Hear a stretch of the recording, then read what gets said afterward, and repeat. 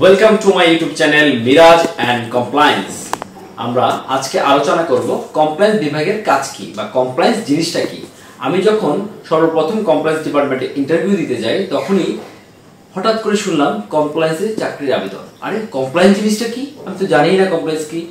অনেকজনকে জিজ্ঞেস করলাম কমপ্লায়েন্স কি, তারাও জানে না। What is compliance? ডিকশনারিতে সার্চ দিলাম, কমপ্লায়েন্স মানে কি? সম্মতি। কিসের সম্মতি তাই জানি না। চলুন আজকে জেনে নিই কমপ্লায়েন্স কি। কমপ্লায়েন্সটা বেশিরভাগ দেখা যায় পোশাক শিল্পে।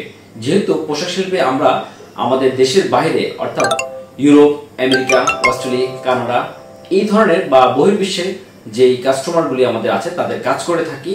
সো আমাদের তাদের বেশ কিছু রিকোয়ারমেন্ট, নীতিমালা, আমাদের দেশে কিছু আইন বা আদার্স সকল কিছু আইন, এই যে সকল আইনগুলিকে মানতে হয়, মেনে চলতে হয়। এই আইনের প্রতি আমি শ্রদ্ধাশীল, আইনকে আমি সমর্থন করি, সম্মতি জানাই। এটাই হচ্ছে কমপ্লায়েন্স। কমপ্লায়েন্স একটা বিস্তর আলোচনার জিনিস। 2 বা 5 মিনিটে এই ধরনের বিষয় আলোচনা করে শেষ করা যায় না। তবে আমি যতটুকু পারবো কমপ্লায়েন্স সম্পর্কে ন্যূনতম আজকে ভিডিওতে ধারণা দেব। এবং এই কমপ্লায়েন্স সম্পর্কে পরবর্তীতে আমার আরো ভিডিও থাকবে, আমি আশা করবো সেই ভিডিওগুলো আপনারা দেখে নেবেন। চলুন কমপ্লায়েন্স সম্পর্কে কিছু জেনে নিই। কমপ্লায়েন্স হলো সাধারণত যে সমস্ত কাস্টমারগুলো আমরা কাজ করে থাকি, এই সমস্ত কাস্টমারগুলি ইউরোপ, আমেরিকার কোনো না কোনো সংস্থা বা সার্টিফিকেশন বডির অন্তর্ভুক্ত থাকে। তাদের নির্দিষ্ট কোনো সিওসি থাকে। সিওসি বলতে আমরা বোঝাই কোড অফ কন্ডাক্ট, আচরণবিধি। এই আচরণবিধি তাদের সকল কাস্টমারের আছে। এই আচরণবিধিগুলি তখন তারা তাদের কাস্টমারগুলি করে কি, যে তারা তাদের যে সমস্ত ফ্যাক্টরিগুলিকে কাজ দিচ্ছে সে সমস্ত ফ্যাক্টরিগুলিতে এই আচরণবিধিগুলিকে প্রস্তাব করে যে তুমি কি এই আচরণবিধিগুলি মানতেছো বা মানতে পারবা বা না অবস্থায় আমাকে কাজ করতে পারবা কিনা, তাহলে আমি তোমার সাথে কাজ করব। এই ধরনের চুক্তিগুলিকে যখন করতে যায় তখন কমপ্লায়েন্স বিভাগ সেই সকল আচরণবিধিকে পড়ে এবং সেগুলিকে ফ্যাক্টরিতে ইনশিওর করে সেই কাস্টমারকে অফার করে যে আমি তোমার আচরণবিধিগুলি অলরেডি ফ্যাক্টরিতে ইমপ্লিমেন্ট করতেছি, আমি রেডি তোমার অর্ডার নেওয়ার জন্য, তুমি এসে দেখে যাও। এবং তাদের একটা প্রতিনিধি টিম আসে যখন অর্ডার প্লেস করে তার পুরো মুহূর্তে।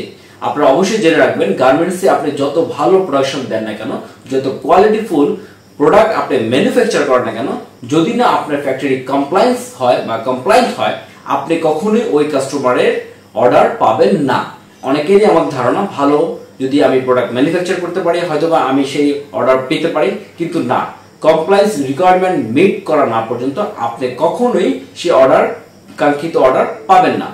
এখন কমপ্লায়েন্সে সাধারণত কি ধরনের রিকোয়ারমেন্ট থেকে থাকে বা কি করতে হয়? তো কমপ্লায়েন্সের হাজারো রিকোয়ারমেন্ট আছে, অনেক রিকোয়ারমেন্ট আছে। সাধারণত আমরা যদি এভাবে বুঝতে যাই, গার্মেন্টস হচ্ছে একটা টেইলার্স।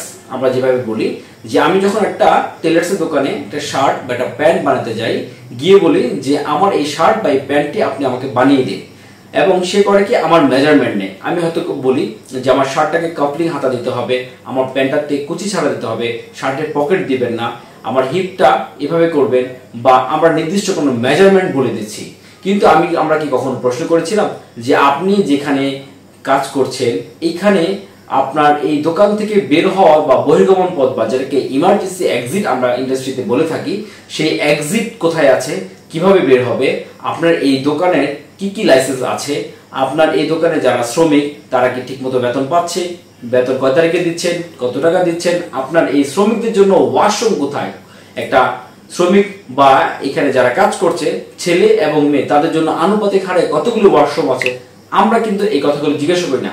এবং যারা এই ধরনের ইন্ডাস্ট্রির সাথে রিলেটেড না বা কাজ করেননি বা অভিজ্ঞতা নেই, তারা শুনে হয়তো হাসবেন যে আমি গিয়েছি শার্ট বানাতে, আমাকে যদি প্রশ্ন করা হয় বা আমি প্রশ্ন করি যে আপনার এখানে টয়লেট কয়টা, তাহলে তো বলবে ভাই আপনি অন্য দোকানে সিলাতে যান।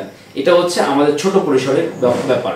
কিন্তু আমরা যাতে কাজ করছি তারা হাজার হাজার মার্কিন ডলার, লক্ষ লক্ষ মার্কিন ডলারে কাজ আমাদের দিচ্ছে। এবং আন্তর্জাতিকভাবে ইন্টারন্যাশনাল লেবার অর্গানাইজেশন বা আইএলও যেটা বলি, তাদের কিছু নীতিমালা এবং বাংলাদেশ সরকারের Bangladesh labour law 2006, Bangladesh labour rule 2015 এবং প্রত্যেকটারই amendment, Bangladesh labour law amendment এসেছে, বাংলাদেশ লেবার রুলের অ্যামেন্ডমেন্ট এসেছে। এছাড়া আরো বহু আইনের মোতাবেক একটা ফ্যাক্টরিকে যখন কমপ্লায়েন্ট ওয়েতে সাজায়, ওইভাবেই কাস্টমারকে আমাদের রিপ্রেজেন্ট করতে হয়। আর এই সম্পূর্ণ বিষয়গুলি প্রত্যেকটা ডিপার্টমেন্টই তার যার জায়গা থেকে করে থাকে। কিন্তু এই যে সকল কাজগুলি করছে তার ফ্যাক্টরি এন্ড থেকে কে রিপ্রেজেন্ট করবে, যিনি রিপ্রেজেন্ট করবে তিনি হচ্ছেন কমপ্লায়েন্স অফিসার। এবং এই কমপ্লায়েন্স অফিসারকে জানতে হবে গোটা ফ্যাক্টরির সকল রিকোয়ারমেন্ট, কারণ তিনি যদি না জানেন তিনি কিন্তু এটা ইনশিওর করতে পারবেন না। তাই তাকে সকল ফ্যাক্টরি, সকল প্রসেস, সকল যে ল, যে প্রসিডিউর আছে প্রত্যেকটা প্রসিডিউর সে জেনে বুঝে এবং সেটাকে কমপ্লাই করতে হবে। ইন দ্য মিড টাইম যে সমস্ত ডিপার্টমেন্টগুলি আছে তারা তাদের সাথে কমিউনিকেট করবে যে আমি এই কাজটা করতে যাচ্ছি, এই জায়গায় এজেন্সি স্টার্ট করতে যাচ্ছি, তো আমি এটাকে কিভাবে করতে পারি।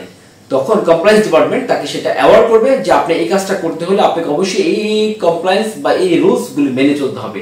এই সকল কিছুকে নিয়ে যখন কাস্টমার কাছে রিপ্রেজেন্ট করে, কাস্টমার তাদের নিজস্ব টিম হতে পারে, বাংলাদেশের বাইং হাউস থাকতে পারে, অথবা কোনো থার্ড পার্টি অডিটের মাধ্যমে আপনাকে এই বিষয়গুলো ইনশিওর করবে যে আপনি যা যা আইনে আছে তা তা করেছেন কিনা, এবং এই যে রিপ্রেজেন্ট করছি এটা একজন কমপ্লায়েন্স অফিসার কাজ।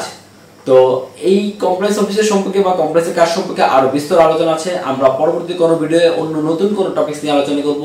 সকল ভালো থাকবেন। আল্লাহ হাফেজ। আসসালামু আলাইকুম।